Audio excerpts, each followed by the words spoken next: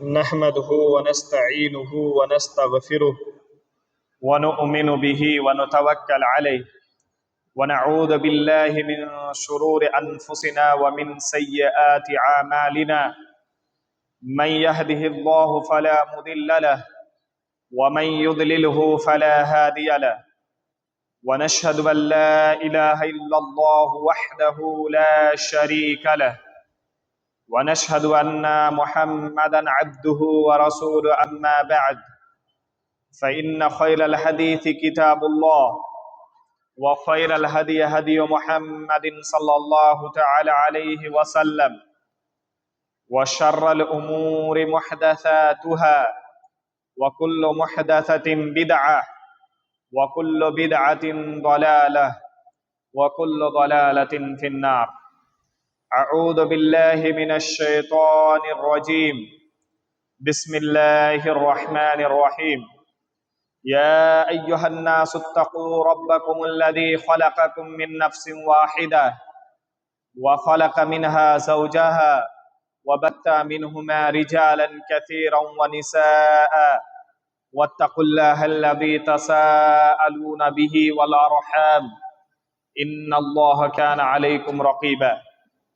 يا أيها الذين آمنوا اتقوا الله حق تقاته ولا تموتن إلا وأنتم مسلمون. يا أيها الذين آمنوا اتقوا الله وقولوا قولا سديدا يصلح لكم أعمالكم ويغفر لكم ذنوبكم، ومن يطع الله ورسوله فقد فاز فوزا عظيما. وقال الله تبارك وتعالى: ولن ترضى عنك اليهود ولا النصارى حتى تتبع ملتهم. وقال النبي الكريم صلى الله عليه وسلم: لا تسبوا أصحابي، فلو أن أحدكم أنفق مثل أحد ذهبا ما بلغ مد أحدهم ولا نصفيه، أو كما قال عليه الصلاة والسلام. معزز حاضرین جمعہ، بزرگوں، بچوں، نوجوانوں، اللہ رب العالمین کا بے پناہ شکر و احسان ہے کہ اس اللہ تعالیٰ نے ہمیں اس ماہ مبارک کو مکمل طریقے سے اس کی عبادت و ریاضت میں گزارنے کی توفیق عطا فرمائی۔ اس رب کریم کا جتنا شکر ادا کیا جائے اتنا کم ہے۔ یقیناً پورے کائنات کے جتنے پیڑ پودے ہیں ان کو اگر قلم بنا دیا جائے، اور جتنے دریا، ندی اور جھرنے اور سمندر ہیں ان کو سیاہی بنا دی جائے اور رب کائنات کی تعریفات لکھی جائے، تو یقیناً سمندر کے پانی کم پڑ جائیں گے، لیکن رب کائنات کی نعمتیں کم نہیں پڑیں گی۔ اس کے بعد اگر کسی ذات کی تعریف کی جائے، اس کی نعت پڑھی جائے، تو ذات اقدس جناب محمد رسول اللہ صلی اللہ تعالی علیہ وسلم کی ہے، جس پر اللہ رب العالمین کی بے شمار مغفرت و رحمت نازل ہو۔ معزز حاضرین، آج کے خطبہ موضوع، آج کے لیے جس موضوع کا میں نے انتخاب کیا ہے وہ بہت ہی سینسٹیو اور حساس موضوع ہے۔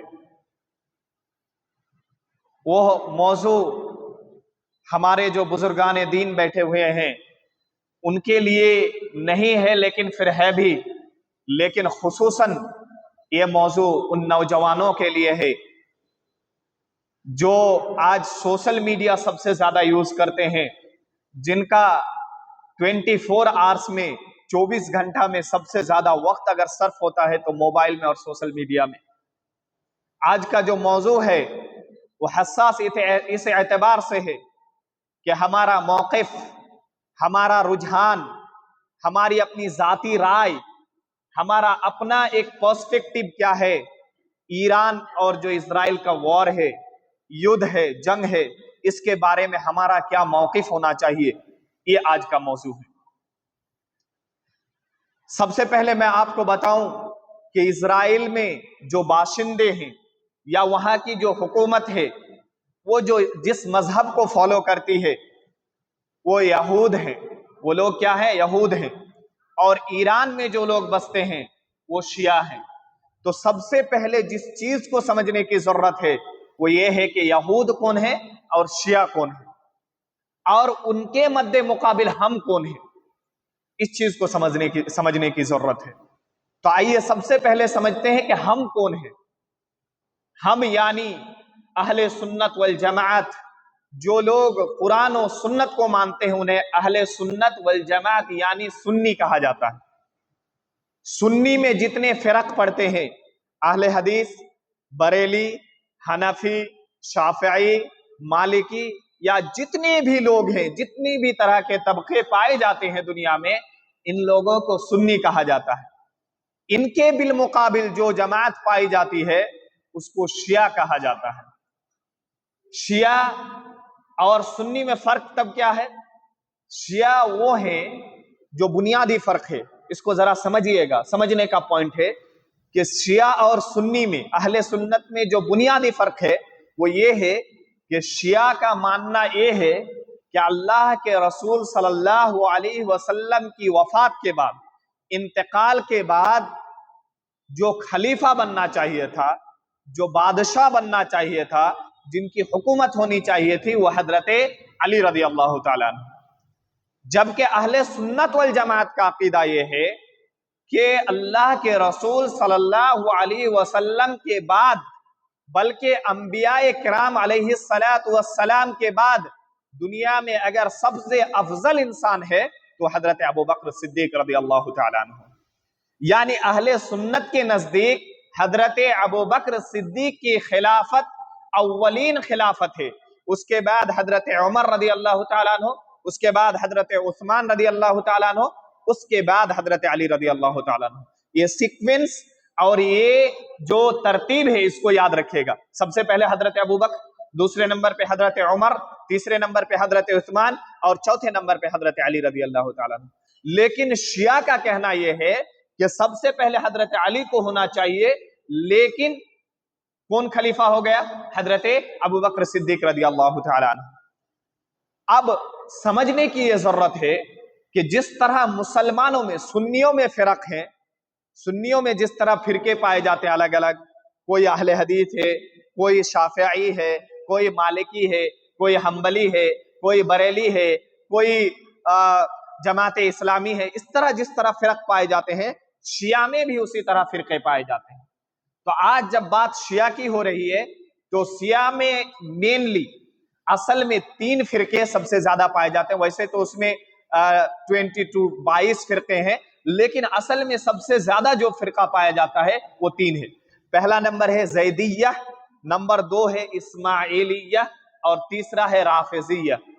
اب رافضہ یا جو رافضہ ہے، یعنی سب سے زیادہ شیعوں میں خطرناک شیعہ جو لوگ ہیں وہ ہے رافضہ، اور انہی کی شاخ کیا ہے؟ ایک خمینی ہے، جو آپ لوگ سنتے ہیں کہ علی خمینی کو مار دیا گیا ہے، وہ رافضہ شیعہ میں سے۔ ان کا عقیدہ کیا ہے؟ سب سے پہلے یہ جاننے کی ضرورت ہے، کیونکہ آج کے دور میں جو سب سے زیادہ شیعہ پایا جاتا ہے 98% یا 90% کے اراؤنڈ، وہ شیعہ رافضہ ہے۔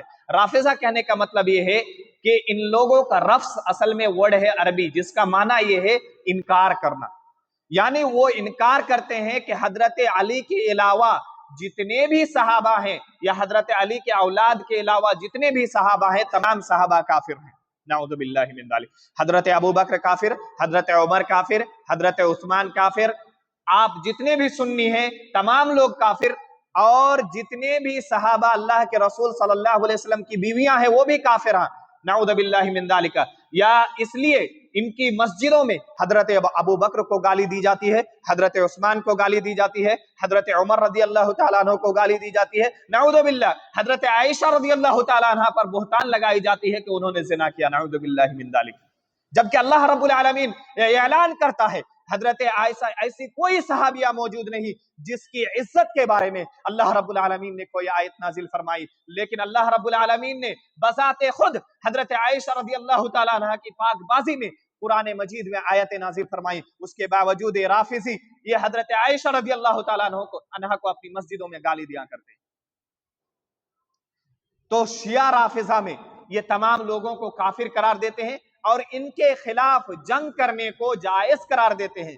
ان کے خون یعنی ہمارے خون، ہمارے مال اور ہماری جائیداد کو لوٹنا ان کے نزدیک سب سے زیادہ محبوب عمل ہے۔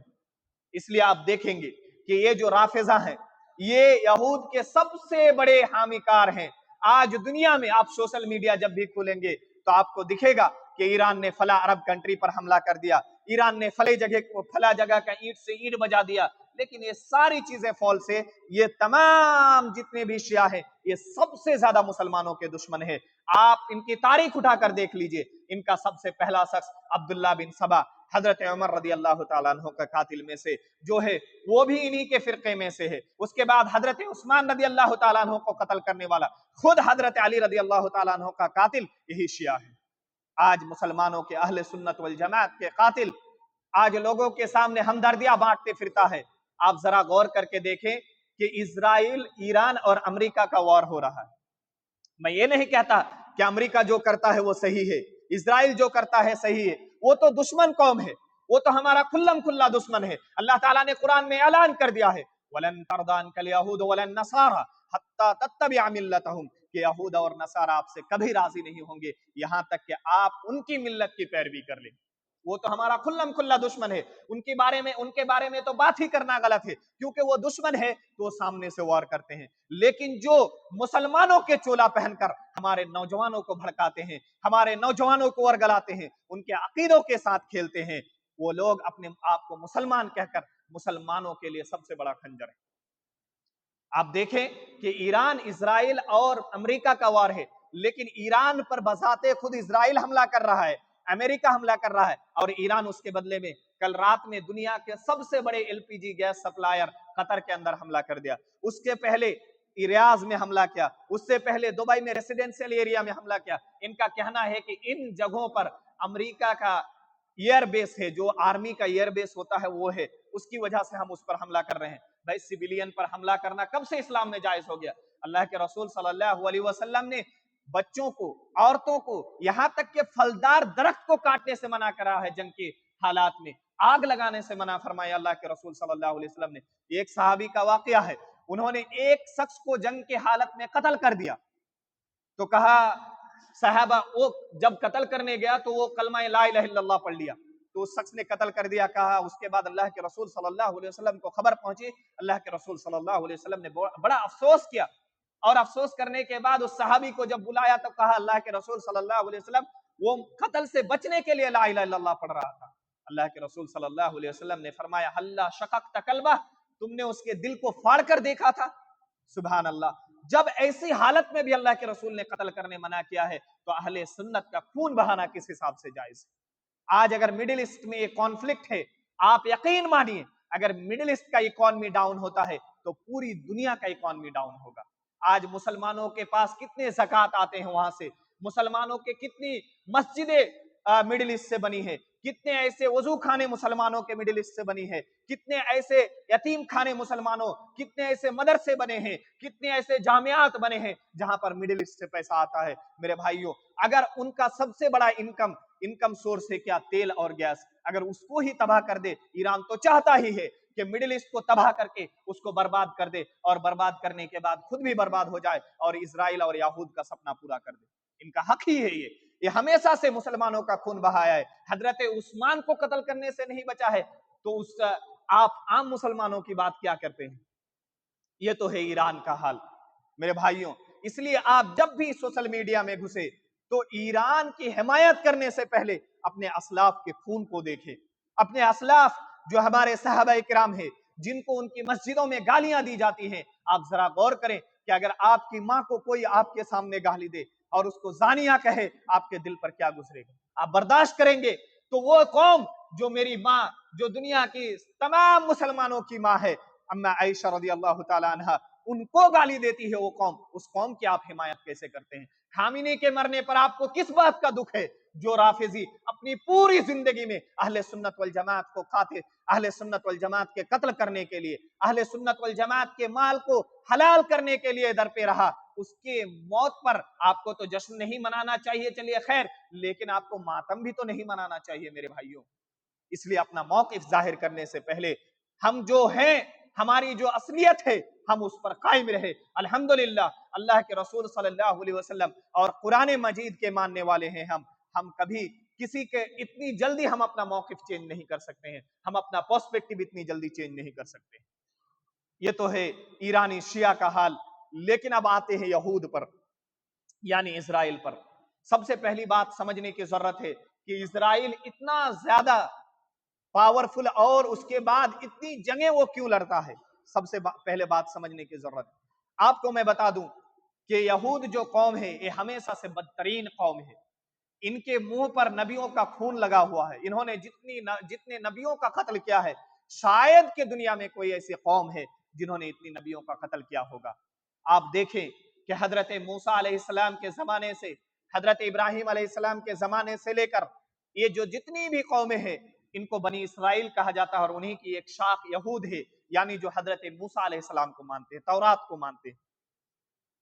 لیکن یہ دنیا کی سب سے بدترین قوم ہے۔ سب سے زیادہ قرآن میں اگر کسی قوم کا ذکر آیا ہے تو اسی قوم کا ذکر آیا، کیونکہ اللہ کے رسول صلی اللہ علیہ وسلم کو جب وحی نازل ہوئی اللہ کے رسول صلی اللہ علیہ وسلم پر، تو ان کا ماننا تھا کہ وحی حضرت محمد پر آ گئی، وہ ایک عربی انسان ہے، یہود میں سے کسی پر وحی نازل نہیں ہوئی، اس لیے انہوں نے اس کا انکار کر دیا۔ اور پھر اللہ کے رسول صلی اللہ علیہ وسلم سے کافی جنگیں کی۔ آپ جنگ خیبر اٹھا لیجئے، آپ جنگ احد کے موقع پر ان کا جو حامی تھا ان کا آنا، بنی قریظہ کا جنگ، بنو نذیر کا جنگ، یہ ساری جو جنگیں ہیں اللہ کے رسول صلی اللہ علیہ وسلم نے یہود کے بالمقابل لڑی ہیں۔ آج جو یہود ہے اسرائیل میں، ان کا جو سپنا ہے، ان کا سپنا کیا ہے؟ گریٹر اسرائیل بنانا۔ ان کے تورات میں ایک سلوک ہے، ایک آیت ہے، آیت نمبر 18 اور 15 ہے کہ اللہ رب العالمین نے خداوند کہتے ہیں، انہوں نے ان کی لینگویج میں ان کو خداوند کہتے ہیں، خداوند نے انہیں دریائے فرات سے لے کر دریائے نیل تک، یعنی جو نیل ندی ہے اور دریائے فرات، یہ آپ کا عراق اور لبنان کے بیچ واقع ہے، یہاں تک یہ زمین یہود اسرائیل کو دیا ہے، بنی اسرائیل کو دیا ہے۔ تو ان کا سپنا یہ ہے کہ آج جہاں پر اسرائیل قائم ہے، یہ تو فلسطین کی زمین ہے، وہاں سے لے کر ان کا قبضہ کرنا کیا ہے؟ پہلا تو فلسطین، ملک شام، عراق، یمن، سعودی عربیہ کا حجاز۔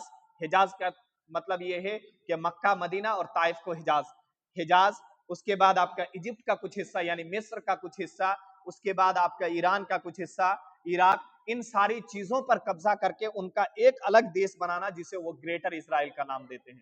اور ان کا جو لوگو ہے، ان کا جو اپنا ایک لوگو اور ان کی پہچان ہے، ایک باز بنانا چاہتا ہے وہ لوگ، جو باز شیپ میں ان کا یہ میپ بنے۔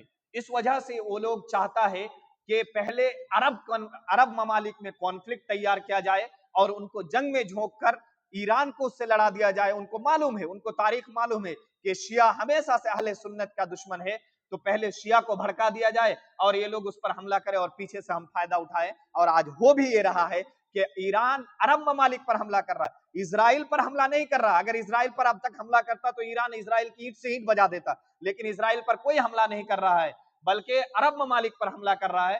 اور حملہ کر کے جب یہ لوگ آپس میں لڑ جائیں گے تو اسرائیل بیچ سے فائدہ اٹھا کر جو چھوٹی چھوٹی کنٹریاں ہیں اس پر پہلے قبضہ کریں گی۔ جیسا آپ کچھ دن پہلے آپ دیکھیں کہ لبنان پر انہوں نے حملہ کر کے بہت سارے شہریوں کو مار دیا، اور لبنان کے ریزیڈنشیل بلڈنگ پر حملہ کر کے پہلے وہ لبنان کو قبضہ کرنا چاہتا ہے، پھر وہ عراق کو قبضہ عراق کو تو پہلے ہی نست و نابود کر دیا صدام حسین کے زمانے سے ہی، اس کے بعد وہ ایران کے پیچھے لگے گا۔ اس کے بعد دھیرے دھیرے جو مڈل ایسٹ کی اور کنٹریاں ہیں جہاں پر تیل زیادہ ہے، جیسے قطر ہے، کویت ہے، اس کے بعد پھر سعودی عربیہ ہے، اس کے بعد آپ کا یونائٹڈ عرب ایمریٹس ہے، اس کے بعد جارڈن ہے، اس کے بعد یہ جو ساری چیزیں جو اسٹریٹ آف ہرمز ہے، یہ ساری چیزوں کو وہ لوگ قبضہ کرنا چاہتا ہے، یہ ان کا مقصد ہے۔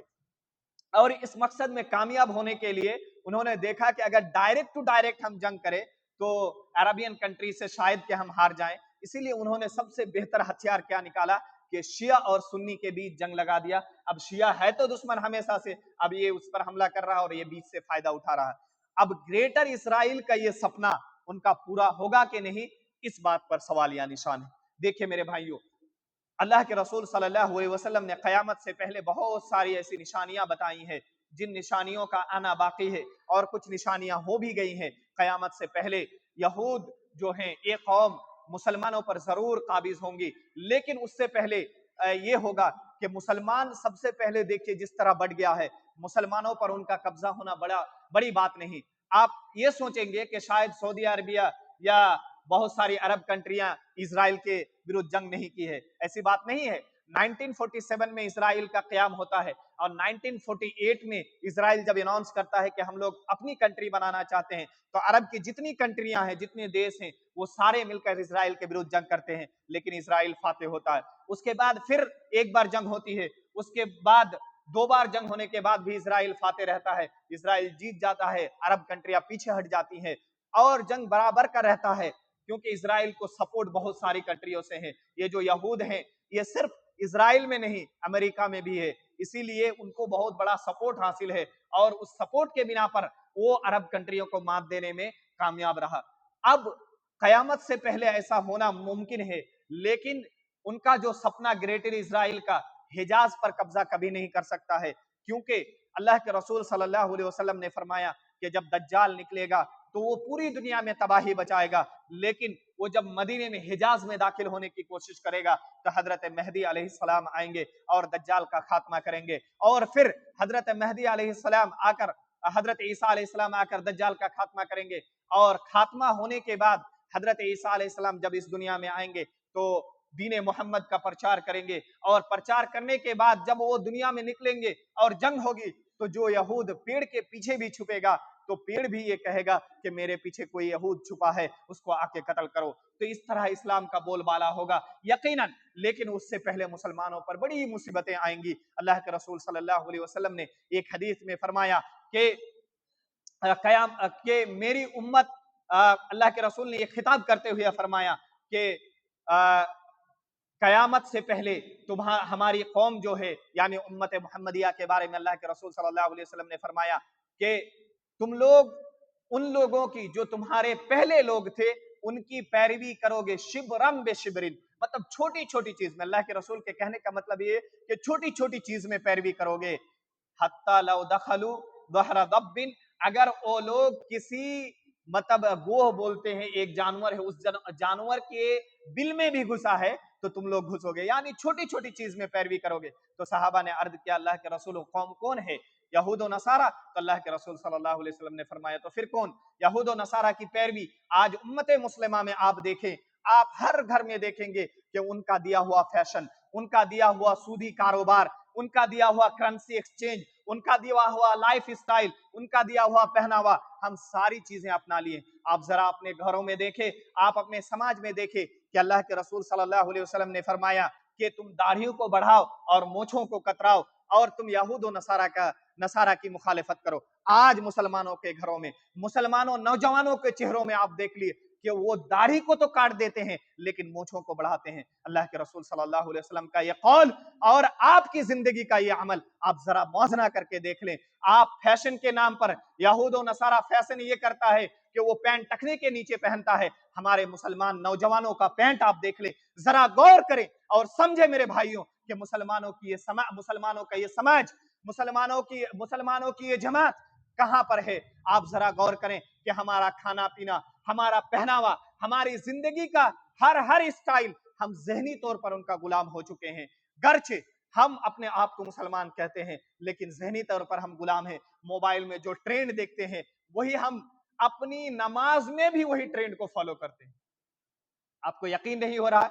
अगर मोबाइल में हमने एक ट्रेंड देखा कि भाई ट्रेंड ये है कि इस बार ईद में सलमान खान ने एक मूवी निकाला है, उस मूवी में सलमान खान ने कोई ऐसा दुपट्टा बांधा है जो ईद में सब लोगों को कह रहा है कि ईद में मेरी मूवी रिलीज होगी और मेरा आउटफिट ये होगा कि मैं इस बार खान और पठान टाइप का कुर्ता पहनूंगा और ऊपर दुपट्टा बांधूंगा।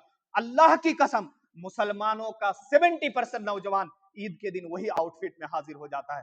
तो आप किस एतबार से आजाद हुए? आप जहनी गुलाम हो चुके हैं, जिसकी वजह से आपका पहनावा भी उस एतबार से होता है जो ट्रेंड चलता है। میرے بھائیوں آپ کو رسول اللہ صلی اللہ علیہ وسلم کی سنت سے مطلب نہیں، اگر سنت سے مطلب ہوتا تو آپ سادہ لباس پہن کر مسجد میں حاضر ہوتے، آپ سادہ لباس پہن کر اللہ کے رسول صلی اللہ علیہ وسلم کی سنت کو ادا کرنے جاتے۔ آپ عیدگاہ میں حاضر ہونے کے بعد غوغا، چلانا، مار پیٹ کرنا، اس طرح کے بھی واقعات مسلمانوں کی عیدگاہ میں ہوتے ہیں۔ میرے بھائیوں آپ ذرا غور کریں کہ عید کی نماز میں بھی حاضر ہوتے ہیں تو ہم ذہنی غلام ہو کر، ایسی صورت میں مسلمانوں کو چاہیے کہ مسلمان اللہ اور اس کے رسول کی طرف لوٹے اور اپنے ایمان کو بچائے۔ اللہ کے رسول صلی اللہ علیہ وسلم نے سچ فرمایا تھا 1400 سال پہلے کہ اللہ کے رسول نے ایک دن فرمایا صحابہ سے، اے میرے صحابہ سنو، کل قیامت کے دن تمہاری تعداد بہت ہوگی، بہت زیادہ ہوگی، وَلَكِنَّكُمْ غُثَاءٌ كَغُثَاءِ السَّيْلِ، لیکن تم ایسے ہو جاؤ گے جیسے کھسو کھاسا، یعنی جو گھاس پھوس ہوتے ہیں اور سیلاب آتا ہے تو بہہ کر چلا جاتا ہے یہ گھاس پھوس، تو تمہاری حالت ایسی ہو جائے گی، تمہارے اوپر قومیں ٹوٹ پڑے گی۔ اللہ کے رسول نے فرمایا ان الامم تدعى علیکم کما تدعى الاکلۃ الى قصعتها، کہ کھانے پر جیسے بھوکے ٹوٹ پڑتے ہیں تو ساری امتیں دنیا کی تم پر ٹوٹ پڑیں گی۔ آج دیکھیں ہندوستان میں مسلمانوں کو لنچنگ کیا جاتا ہے، مسلمانوں کے آئیڈینٹیفیکیشن پر سوال ہے، مسلمانوں کے پہناوے پر سوال ہے، مسلمانوں کے کھانے پر سوال ہے، مسلمانوں کے پہناوے سے لے کر زندگی اور لائف سٹائل پر سوال ہے۔ دنیا میں ہر خطے میں مسلمانوں پر ظلم و اتیاچار ہو رہا ہے، اس کے باوجود مسلمانوں کے حالات دیکھیں، ان کو کھسو کھاسا یعنی گھاس پھوس کی طرح اڑا لیے جائیں گے۔ اللہ کے رسول کے صحابہ نے عرض کیا امن قلت نحن یومئذ یا رسول اللہ، اے اللہ کے رسول کیا ہماری تعداد اس دن کم ہوگی؟ آج تو ہم 313 ہیں، لیکن بدر کے میدان میں ان کی اینٹ سے اینٹ بجا دیتے ہیں تو کیا ہماری تعداد کم ہوگی؟ اللہ کے رسول صلی اللہ علیہ وسلم نے فرمایا بل انتم کثیرون، تمہاری تعداد بہت زیادہ ہوگی۔ آج مسلمانوں کی تعداد بلین سے زیادہ ہے دنیا میں، سیکنڈ لارجسٹ پاپولیشن، اس کے باوجود مسلمانوں کی حالت یہ ہے۔ تو وَلَكِنَّكُمْ غُثَاءٌ كَغُثَاءِ السَّيْلِ، اور اللہ کے رسول نے اس کی وجہ، وقت ہو گیا ہے، اس کی دو وجہ بتائی۔ اللہ کے رسول نے لاسٹ میں دو وجہ بتائی، وہ وجہ یہ ہے کہ حب الدنیا وکراہیت الموت، دنیا سے سب سے زیادہ محبت اور موت کو ناپسندیدگی۔ آپ اپنی زندگی کو ٹٹولے میرے بھائیوں، آپ ذرا دیکھیں کہ آپ کس قدر دنیا سے محبت کرتے ہیں اور موت کو ناپسند کرتے ہیں، جس کی وجہ سے اتنے فتنے ہوتے ہیں میرے بھائیوں۔ اللہ تعالی ہمیں صحیح عمل کرنے اور ہمارا موقف اور ہمارا پرسپیکٹو کلیئر کرنے کی توفیق عطا فرمائے، اور ہمیں جتنا دن زندہ رکھے اللہ ہمیں ایمان و عمل کے ساتھ زندہ رکھے، آمین۔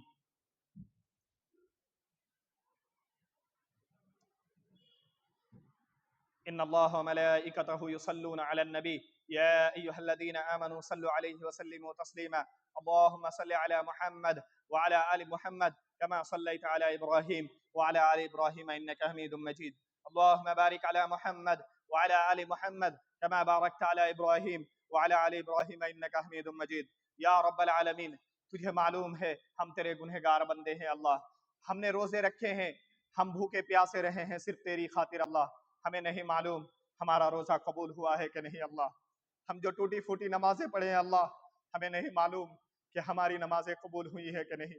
آج میں صبح ہمارے گاؤں سے ہم لوگ سب قبرستان گئے تھے، اللہ اس قبرستان میں ہمارے کتنے بزرگان دفن ہیں اللہ، وہ کس حالت میں ہمیں نہیں معلوم۔ ہم میں سے بہت سارے کے اعزا و اقارب، کسی کا باپ، کسی کی ماں اللہ، کسی کا بھائی اس دنیا سے گزر گیا اللہ، وہ کس حالت میں اللہ ہمیں نہیں معلوم۔